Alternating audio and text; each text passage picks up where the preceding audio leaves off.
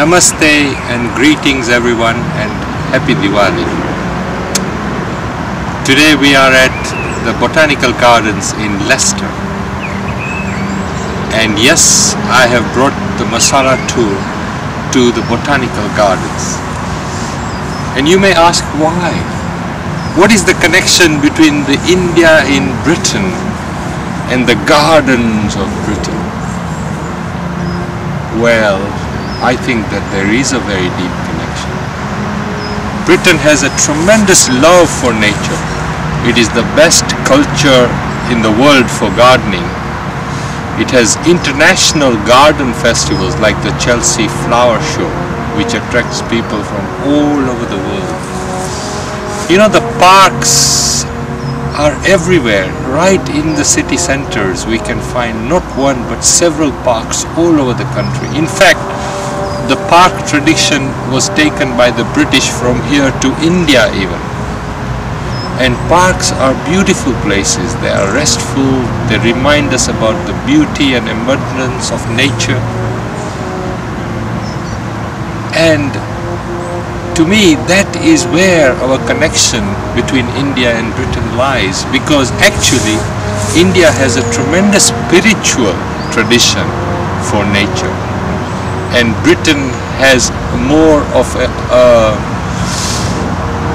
respectful tradition for nature, but perhaps not a spiritual culture towards nature. So here is a meeting ground where we can both learn from each other, where we can infuse each other's ideas and thinking with the experience of the beauty and abundance of nature. If I think of the Jain tradition, the Hindu tradition, the Buddhist tradition, they all have a tremendous love for nature. Very important events like Diwali have happened around nature for all these traditions. The Buddha, the Bodhi tree, is under the Bodhi tree he attained enlightenment. Mahavira, when he gave his Samavatsara, he was under the Kalpa Vriksha tree. His sermons of enlightenment were done under a tree. When Ram and Sita came back from their years in the forest, it was nature where they did their utmost sacrifice. So nature is infused in Indian mythology. Indian paintings are full of abundant nature all around. And in Britain we have nature around us in reality.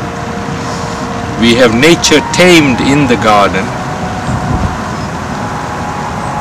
but we also have nature in the wild, in the national parks. We can meet our spirit by visiting these parks, and Britain can meet the Indian spirit by visiting our temples and gurudwaras and mosques. Each can infuse one another's culture. Each can learn and grow through the culture.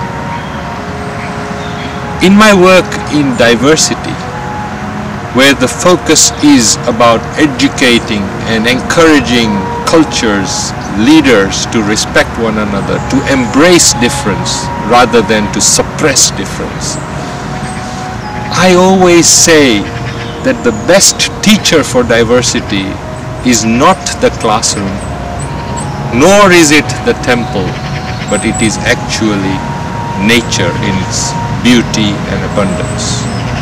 Because nature does not have any problem with difference.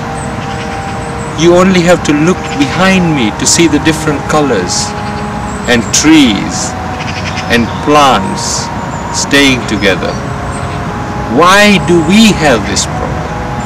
And in fact, perhaps our solution does not lie with us as human beings sitting around the table trying to discuss and solve our problems. Our solution lies in us coming out into nature and meditating in nature and trying to draw from the wisdom of nature rather than the theorizing or talking. And actually when we sit silently in nature, we do get this wisdom. We do hear the call of the tree. We can hear the beautiful singing of the birds. And it does give us peace at that time. And if we have that injection of peace from nature, it is very likely that we would take peace to other parts, wherever we go, to our workplaces, to our homes. So I say on this Masala Tour to Britain and India, let's meet. Let's talk under a tree. Let's meditate. And I am sure all our lives will become richer for it.